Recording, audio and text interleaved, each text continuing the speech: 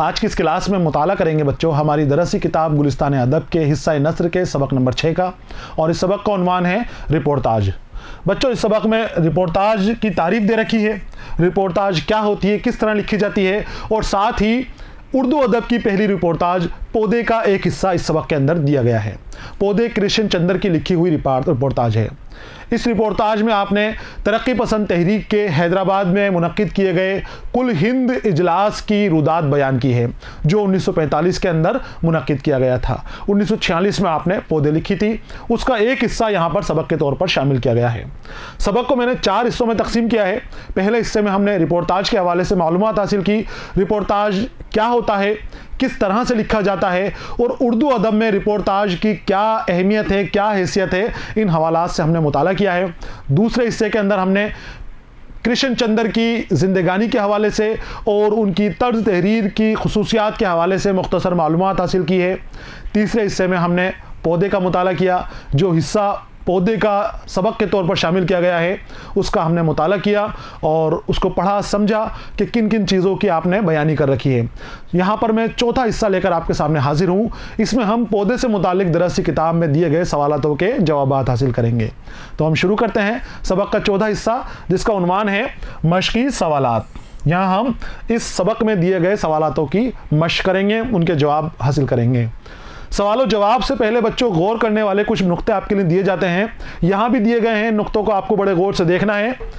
देखिए, पौधे दरअसल अंजुमन तरक्की पसंद मुसन्निफीन की हैदराबाद कॉन्फ्रेंस की रुदाद है। रुदाद यानी किस्सा वाक़या जो गुजर हुई है वो। रिपोर्टाज है, इसके अंदर हैदराबाद कॉन्फ्रेंस जो तरक्की पसंद मुसन्निफीन की हुई थी उसकी रिपोर्ट पेश की गई है, और रिपोर्टाज के अंदर रिपोर्टाज लिखने वालों को अफसानी सलाहियतों से भी रूबरू होना चाहिए, उसके अंदर अफसानवी सलाहियत का होना भी बहुत ज़रूरी है, यानी रिपोर्ट को अफसाने में बदल देना।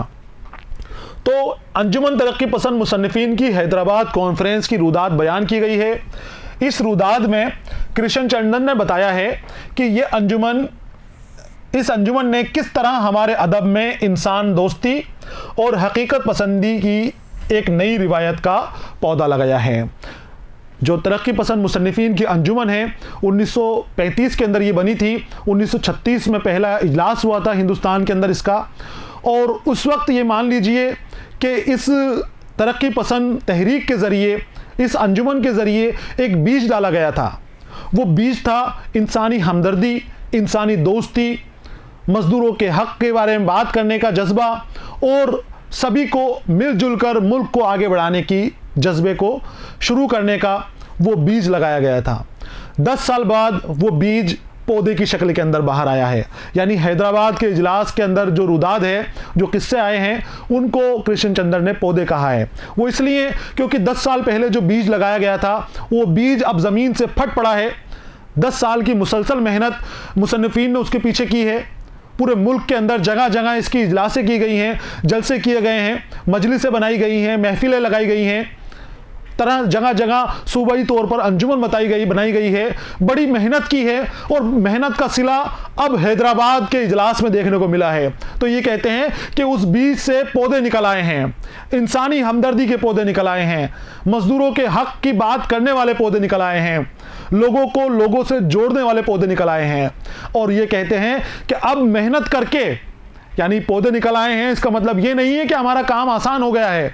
अब हमारी जिम्मेदारियां और बढ़ गई हैं, अब हमारी जिम्मेदारियां बहुत ज़्यादा बढ़ गई हैं। अब हमें इन पौधों की हिफाजत करना है, इनको बर्बादियों से बचाना है, इनको ख़राब होने से बचाना है, इनको सूखने से, इनको मुरझाने से बचाना है, और जिम्मेदारियां बढ़ गई हैं। और इन पौधों को एक तनावर दरख्त बनाना है।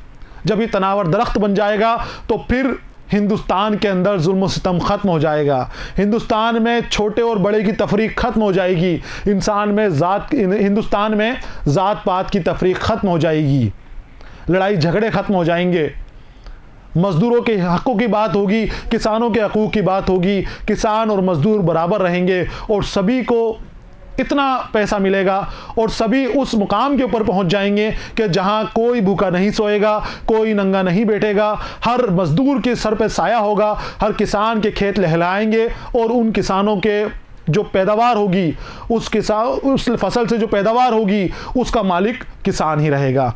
वो कब होगा? जब ये कोशिश के पौधे तनावर दरख्त बन जाएंगे, इसकी शाखें पूरे हिंदुस्तान में फैल जाएंगी, पूरी दुनिया के मजदूर इसके नीचे आ जाएंगे, तब जाके वो तहरीक कामयाब होगी। तो बीज लगाया 1936 में और पौधे बताया 1945 में, और धीरे धीरे तरक्की करके ये पौधे दरख्त बनने की राह के ऊपर आगे बढ़ रहे हैं।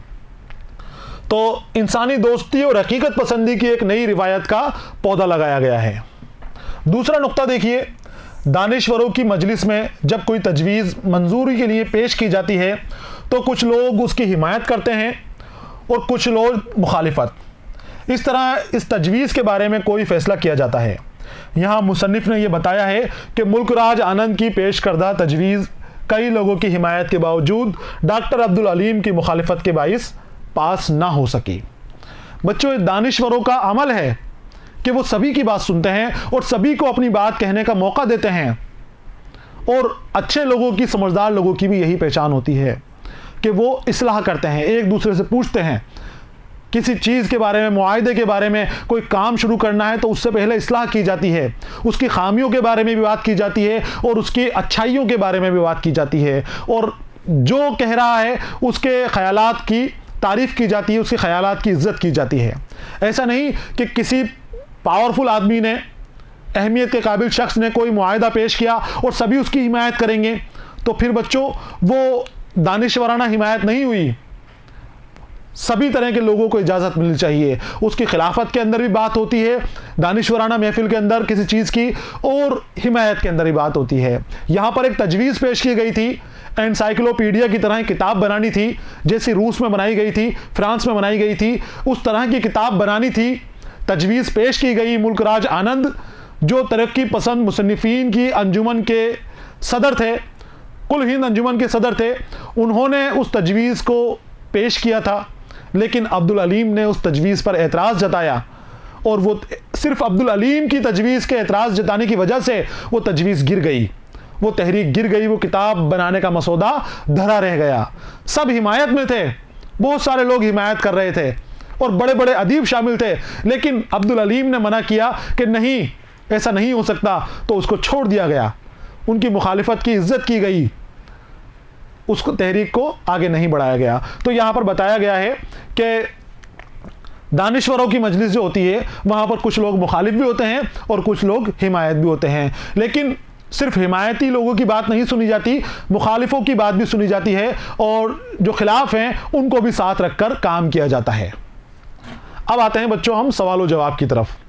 पहला सवाल है, डॉक्टर अब्दुल अलीम के किरदार की क्या खुसूसियात बयान की गई है? डॉक्टर अब्दुल अलीम जिनके बारे में हम अभी बात कर रहे थे कि सिर्फ उन्हीं की मुखालिफत की वजह से एक तहरीक गिर गई थी, क्योंकि वो हर बात को साफ गोई के साथ कहते थे, सच्चाई के साथ जाहिर करते थे, जो कहना है वो बगैर झिझके, बगैर डरे कह जाते थे। चाहे किसी का दिल दुखता है तो दुखता रहे, कोई उनसे नाराज़ होता है तो कोई फिक्र नहीं करते थे, ज़रा सोचते नहीं थे, जो बात कहनी है वो कह जाते थे। और उनके बारे में ये बात मशहूर थी कि वो सही बात को गलत मौके के ऊपर कहते हैं, यानी जिस बात को जब खामोश रहना चाहिए खामोश नहीं रहते, वो तब बोल ही जाते हैं उसको, और इसीलिए उनको मुसन्निफों के महात्मा गांधी कहा जाता है। और महात्मा गांधी भी कौन से? जो अदम तशद्दुद के कायल नहीं हो, ऐसे महात्मा गांधी जिनके अंदर ईमानदारी भी है, सच्चाई भी है, साफ गोई भी है, लोगों से डरते भी नहीं हैं, रहमदिली भी नहीं करते हैं जालिमों के साथ, और साथ ही अदम तशद्दुद के कायल नहीं हैं। गांधी जी अदम तशद्दुद के कायल थे, लेकिन ये अदम तशद्दुद के कायल नहीं थे। बाकी दूसरी खुसूसियात उनके अंदर गांधी जी वाली थी, तो इसलिए उनको मुसन्निफों के गांधी कहा जाते थे। अब किरदार की खासियत पूछी गई है, किरदार की खासियत देखनी है बच्चों। डॉक्टर अब्दुल अलीम निहायत खुशसूरत शख्स थे, उनकी हशाश बशाश चेहरे पर मुस्कुराहट की लहरें दौड़ दौड़ कर ख़त्म हो जाती थी। वो अपनी दाढ़ी और वज़ाकता से फ्रांसीसी मालूम होते थे, और अपने दुरुस्त अंदाज़ तकल्लुम से हेडमास्टर और आग बबूला होते वक्त 100% कम्युनिस्ट नज़र आते थे। डॉक्टर अब्दुल अलीम के मुतालिक मशहूर था कि वो हमेशा सही बात को गलत मौके पर कहते हैं, यानी जब नहीं कहना चाहिए, खामोश रहना चाहिए, वो अपनी बात को कह जाते थे। उनकी साफगोई से बहुत से लोग घबराते थे। डॉक्टर साहब सच्चाई को इस शिद्दत एहसास के साथ पेश करते थे कि उस पर सख्ती से कारबंद होते थे कि अक्सर औकात उनके हमदर्द भी मुखालिफ हो जाते थे, लेकिन उसकी उन्होंने कभी परवाह नहीं की। कभी कोई बुड़ के नहीं देखा कि जो मेरे हमदर्द हैं अगर वो खिलाफत में जाते हैं तो उनको रोक लूँ, उनको मना लूँ, समझा लूँ। नहीं, जाते हैं तो जाने दो। वो अदीबों के महात्मा गांधी थे, लेकिन ज़रा भी अदम तशद्दुद के कायल नहीं थे। ये उनकी किरदार की खासियत हैं। उनकी वजह कतई भी बयान कर दी गई है और साथ ही उनकी फितरी खासियत भी बयान कर दी गई है। ख़ास बात जो आपको ध्यान रखनी है, उनके बारे में ये मशहूर था कि वो सही बात को गलत मौके के ऊपर कर दिया करते थे। ये अब्दुल अलीम के किरदार की खुसूसियत हैं, इन्हें आपको लिख लेना है। आगे आते हैं सवाल नंबर 2 की जानिब। मुल्क राज आनंद की पेश करदा तजवीज़ क्यों मंजूर ना हो सकी? अभी आप अब्दुल कलीम के किरदार की खुसूसियात का मुताला करके आए हैं मुताला। गलत बात को, सही बात को गलत मौके के ऊपर बयान कर देते हैं। मुल्क राज आनंद ने तजवीज़ पेश की थी कि एक एनसाइक्लोपीडियस्टिस बना ली जाए, जैसे कि फ्रांस में बनाई गई है, और उसके ज़रिए हम अदब की खिदमत करें, हम हमारे लोगों की खिदमत करें। और सभी ने उस तजवीज़ को सराहा कि बहुत अच्छी तजवीज़ है, बहुत अच्छा आइडिया आप लेकर आए हैं, ऐसा करना ही चाहिए। फ्रांस में उन्होंने लोगों ने किया है, रूसो और वाल्टियर उसके अंदर शामिल थे और वो बहुत मकबूल हुई फ्रांस में एनसाइक्लोपीडियस्टिस। यहाँ भी ऐसी किताब बननी चाहिए, ऐसा कुछ सनद बजनी चाहिए कि जिसके ऊपर हम अपनी बात कह सकें। सभी खुश थे, सभी राज़ी थे, लेकिन अब्दुल अलीम उसके ख़िलाफ़ में थे, उसकी मुखालिफत कर रहे थे। और क्यों कर रहे थे मुखालिफत? उनका यह कहना था कि फ्रांस में जिन लोगों ने ये तहरीक शुरू की है, जिन लोगों ने ये किताब बनाने के लिए मुहिम शुरू की है, उनमें रूसो और वाल्टियर शामिल थे, जो बहुत बड़े अदीब हैं, बुलंद पाए के अदीब हैं रूसो और वाल्टियर।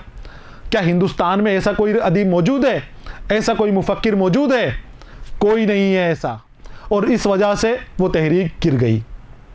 उन्होंने मना कर दिया कि ऐसा कोई आदमी नहीं है। हालांकि वो कोशिश करते तो लोग तैयार हो सकते थे, अदीब बन सकते थे, उस पाए के नहीं तो उनसे कम दर्जे के ठीक काम शुरू हो सकता था, लेकिन साफ गो थे, सच्चाई के साथ बयानी करते थे, सीधी बात जो कहनी है वो कह देते थे। उनको कोई नज़र नहीं आया तो उन्होंने मना कर दिया। हालांकि वहां पर डॉक्टर राधाकृष्ण भी मौजूद थे, जवाहरलाल नेहरू भी मौजूद थे, सरोजनी नायडू भी मौजूद थी, बड़े बड़े अदीब मौजूद थे, तरक्की पसंद तहरीक से वाबस्ता मुसन्निफीन मौजूद थे। लेकिन आपको लगा कि कोई भी रूसों के मुकाबले का नहीं है, वाल्टियर के मुकाबले का नहीं है, तो बड़े बड़ी शख्सियतों के सामने आपने मना कर दिया कि मुझे तो इनमें भी कोई ऐसा नज़र नहीं आता, ना तो डाइस में बैठे हुए लोगों के अंदर मुझे कोई ऐसा नज़र आता है, और ना आगे बैठे हुए लोगों के अंदर मुझे रूसो और वाल्टियर के पाए का कोई शख्स नज़र आता है। तो तहरीक गिरनी थी, तो तहरीक गिर गई, तजवीज़ ख़त्म हो गई। तो सवाल है, मुल्क राज आनंद की पेश करदा तजवीज़ क्यों मंजूर ना हो सकी? जवाब आपको लिखना है बच्चों।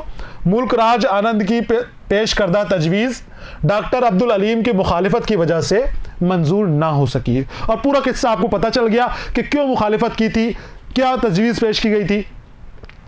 मुल्क राज आनंद ने तजवीज़ पेश की थी कि हिंदुस्तान में भी फ्रांसीसी एनसाइक्लोपीडिस्टिस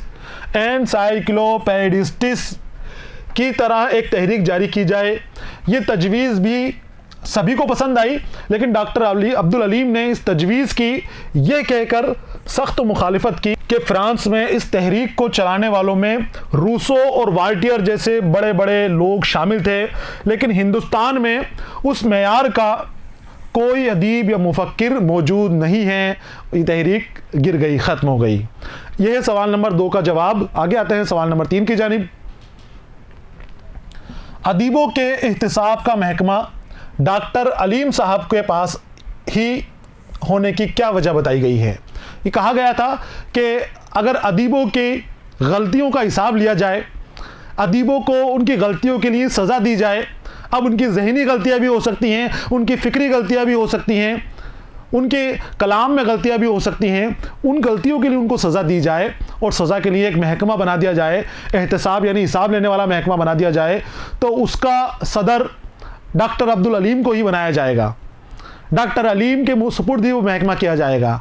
वो इसलिए कहा गया था क्योंकि डॉक्टर अब्दुल अलीम साफ गो थे, सच्चे थे, किसी से नहीं डरते थे और किसी पर रहम नहीं खाते थे। चाहे कितना ही बड़ा अदीब क्यों ना हो, कितनी ही बड़ी शख्सियत क्यों ना हो, अगर आपके सामने है और उसकी कुछ खामी है, कुछ कमी है उसके कलाम में या उसकी शख्सियत के अंदर, तो सीधे मुंह के ऊपर बोल दिया करते थे और कोई रहम नहीं करते थे, कोई तरस नहीं खाते थे बोलते वक्त। तो उनकी इसी खूबी की वजह से कहा गया था कि ये महकमा अगर बनता है तो अब्दुल अलीम को दे दिया जाए, क्योंकि अब्दुल अलीम ही इस महकमे के साथ सही तरीके से इंसाफ कर जाएंगे। ये जिसको सज़ा देनी है वो सज़ा दे देंगे और जिसके साथ जो इंसाफ करना है वो दे देंगे, क्योंकि ये अदम तशद्दुद के कायल नहीं हैं।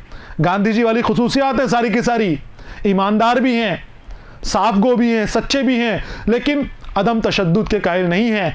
तशद्दुद के साथ अपना काम कर लेंगे, जैसे आप काम कर बताएंगे वैसे काम को अंजाम दे देंगे। इनके अलावा और कोई शख्स इस जिम्मेदारी को नहीं संभाल सकता। जवाब आपको लिखना है बच्चों। डॉक्टर अब्दुल अलीम एक साफ गो, सच्चे और हक परस्त इंसान थे। वो सच्चाई को पुरजोर तरीके से रखते थे और उस पर सख्ती से कारबंद होते थे। सच्चाई और साफ गोई की वजह से अगर कोई बुरा माने या उनसे रूठ जाए तो वो उसकी परवाह नहीं करते थे। कोई नाराज़ होता है तो कोई परवाह उनको नहीं थी। उनकी इन्हीं सलाहियतों और खुसूसियात के बदौलत मुसन्निफ़ कहते हैं कि अगर हिंदुस्तान में ऐसा कानून नाफिज हो जाए कि अदीबों को उनकी फ़िक्री, ज़हनी या ख़ारजी गलतियों की सज़ा मिलने लगी तो उस एहतिसाब का महकमा डॉक्टर साहब के ही सुपुर्द कर दिया जाएगा, क्योंकि डॉक्टर साहब अदम तशद्दुद के भी कायल नहीं थे।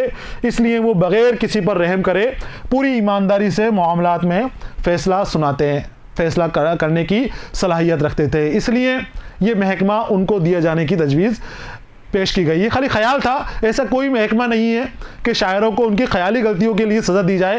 ये ख्याल था कि अगर ऐसा होता तो उसके लिए सबसे काबिल शख्स डॉक्टर अब्दुल अलीम ही हैं। ये जवाब आपको लिख लेना है बच्चों। सवाल नंबर 4 है, मौलाना हसरत मोहानी के बारे में किस राय का इजहार किया गया है। अब डॉक्टर अब्दुल अलीम की शख्सियत के बारे में आप जान चुके हो। 3 सवाल उनसे मुताल्लिक थे। यहाँ पर चौथा सवाल हसरत मोहानी से मुताल्लिक आया है। हसरत मोहानी, मैंने आपको बताया था इनकलाब जिंदाबाद का नारा हसरत मोहानी का ही दिया हुआ है। ये भी डॉक्टर अब्दुल अलीम की जैसी शख्सियत के मालिक थे। तेज़ तर्रार थे, साफ गो थे, सीधी बात कहने वाले थे, किसी से नहीं डरते थे। किसी की मुखालिफत करनी है तो सामने मुंह के ऊपर बयानी कर दिया करते थे। जो बात कहना है सीधे तौर पर, साफ तौर पर उस बात को कह दिया जाते थे। और ये भी अब्दुल अलीम की तरह अगर कोई नाराज़ होता है तो होता रहे। उनके बारे में कहा जाता है कि मौलाना चट्टान है।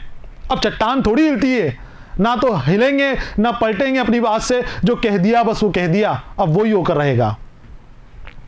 मौलाना हसरत मोहानी भी डॉक्टर अब्दुल अलीम की तरह बहुत साफगो और सच्चे शख्स थे। वो अपनी साफगोई की बदौलत जहां जाते थे लोगों को मुसीबत में डाल देते थे। कांग्रेस में रहे तो आज़ादी का जिक्र करके कांग्रेस हाई कमांड को खाइफ किया करते थे। अब बताया गया है किस तरह से मुसीबत में डालते थे। अपनी साफगोई की वजह से जहां जाते थे लोगों को मुसीबत में डाल दिया करते थे। यानी ये तो जो कहना है वो कह के छूट लिए, निकल लिए, लेकिन उनके साथ के लोग हैं वो शर्मिंदगी का सामना करना पड़ता था। फिर वो जवाब देते रहते थे, सफाई देते रहते थे कि नहीं ऐसे करना चाहिए, इस तरीके से करना चाहिए। तो इनके बारे में मशहूर है कि ये जहां जाते थे लोगों को मुसीबत में डाल देते थे। कांग्रेस ने जब मुकम्मल आज़ादी की करारदाद मंजूर कर ली तो इश्तराकियत से आशना होकर मुस्लिम लीग में चले गए और वहाँ बेचारे शरीफ खान बहादुर को बगावत पर उकसा रहे थे। मौलाना चट्टान थे, किसी की नहीं सुनते थे और अपनी जगह से कभी नहीं हटते थे। मौलाना के बारे में बताया गया है कि जिस तरह से चट्टान होती है जमी हुई एक जगह के ऊपर, मौलाना भी जमे रहते थे, कभी किसी की नहीं सुनते थे, अपनी बात कहते थे, सफाई के साथ कहते थे, सच्चाई के साथ कहते थे। अब चाहे कोई बुरा माने तो माने, जहाँ जाते थे ये लोगों को बुरा बना देते थे, फंसा देते थे बीच के अंदर, दूसरे मामलात में लोगों को मुसीबत में डाल दिया करते थे। ये है सवाल नंबर 4 का जवाब। आगे आते हैं सवाल नंबर 5। देखिए बच्चों, काजी अब्दुल गफ्फार के किरदार की क्या खसूसियात बयान की गई हैं, वजाहत कीजिए। अब आखिर के अंदर जब प्रेमचंद सोसाइटी का इफ्तिताह हो रहा है, प्रेमचंद सोसाइटी के सदर हैं काजी अब्दुल गफ्फार, खतूत लेला के मुसन्निफ़ हैं, मजनू की डायरी के मुसन्निफ़ हैं, उनके किरदार की खुसूसियात बयान करने के लिए कहा गया है आपको, और वजाहत के साथ आपको बयान करनी है। अब मैंने आपको मुताले के बताया था कि वो सोसाइटी के सदर हैं। अब सदर बनने में क्या खुशी रहती है, क्या अंदाज़ रहता है, बहुत खुश हैं और अपनी खुशी को संजीदगी के मोटे पर्दे के अंदर छुपाने की कोशिश कर रहे हैं। और उस छुपाने के अंदर उनका जो फितरत है, उनका जो किरदार है, उनकी शख्सियत दो हिस्सों में तकसीम होती हुई नज़र आ रही है। एक संजीदगी वाला हिस्सा नज़र आ रहा है और एक शगुफ्तागी वाला हिस्सा नज़र आ रहा है, और दोनों को वो एक साथ निभाने की कोशिश कर रहे हैं, एक साथ दोनों किरदारों को अदा करने की कोशिश कर रहे हैं। मुसन्निफ़ काजी अब्दुल गफ्फार के किरदार की खुसूसियात बयान करते हुए कहते हैं कि उनकी शख्सियत पर संजीदगी का मोटा पर्दा पड़ा हुआ है, लेकिन फिर भी उनकी संजीदगी के पीछे से उनकी फितरी शख्सियत में मौजूद खुशतबई ज़ाहिर हो ही जाती है। संजीदगी और शगुफ्तगी उनके किरदार के दो पहलू मालूम होते थे। ऐसा मालूम होता है कि किसी चीज़ ने, किसी ख़ास वाक़े ने या किसी ख़ास माहौल ने उनके जहन की, उनके फ़िक्र के, उनकी फितरी सलाहियत के दो टुकड़े कर दिए हैं। उनके फितरत में पेरिस की रंगीनी भी है और आलिमाना जहद भी है। शगुफ्ता इंशा पर्दाजी भी मिलती है उनके यहाँ पर, और फ़िक्री ठहराव भी उनके किरदार के अंदर, उनकी शख्सियत के अंदर नज़र आता है। उनके लिबास में इमारत की झलक है और गुफ्तगू में हिलम की चाशनी, यानी तेवर जागीरदाराना और जहन बागियाना। ये उनके किरदार की तारीफ़ यहाँ पर बयान की गई है, जिसे आपको लिख लेना है। काजी अब्दुल गफ्फार से मुताल्लिक़ है ये मालूमात। आगे आते हैं बच्चों अमली काम की तरफ। अमली काम आपको दिया गया है, ये है, आपने अपने स्कूल में कई जलसे और तकरीबात देखी होगी। ऐसी किसी तकरीब या जलसे के बारे में एक रिपोर्टाज लिखिए। रिपोर्टाज का हुनर आपको आ चुका है, आप सीख चुके हैं कि रिपोर्टाज किस तरह से लिखी जाती है, किस अंदाज के अंदर रिपोर्टाज की तख्लीक की जाती है।